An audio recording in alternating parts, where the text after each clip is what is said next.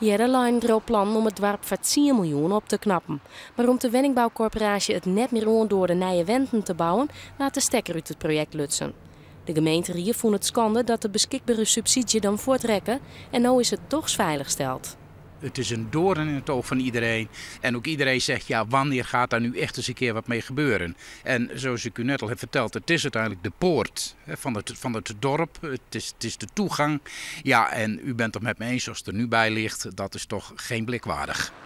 Het vertut deze bedrijventerrein moet weer opknapt worden. Het liefst wil de gemeente dat er weer bedrijven komen.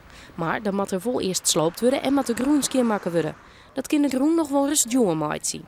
Eenvoudiger is de opknapbeurt van de wijk het Herenkwartier. Die moet meer bij het dorp belutsen worden. In de wijk gaan we dus ook kijken naar de infrastructuur, ook kijken hoe we dat kunnen aanpassen. Dus dan moet u toch denken aan een beetje een upgrading van de hele omgeving om het weer zo mooi mogelijk te maken en ook de woonwijk weer een waardig aanzien te geven. Ik al is er al zien hier praten hoe de opknapbeurt, er moet nog een soort duidelijk worden.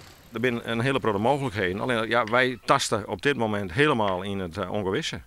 En dat is voor u jammer. En wij hopen dat de gemeente in ieder geval zo verstandig is dat ze op korte termijn de betrokkenen, dat ze daar eens even mee aan tafel gaan. Dat er eens een beetje meer duidelijkheid komt hoe zij de plannen eigenlijk joggen.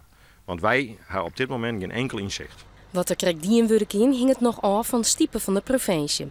Als hij na december besluit om 2,3 miljoen beschikbaar te stellen, dan draagt het Riek ook nog eens dat bedrag bij.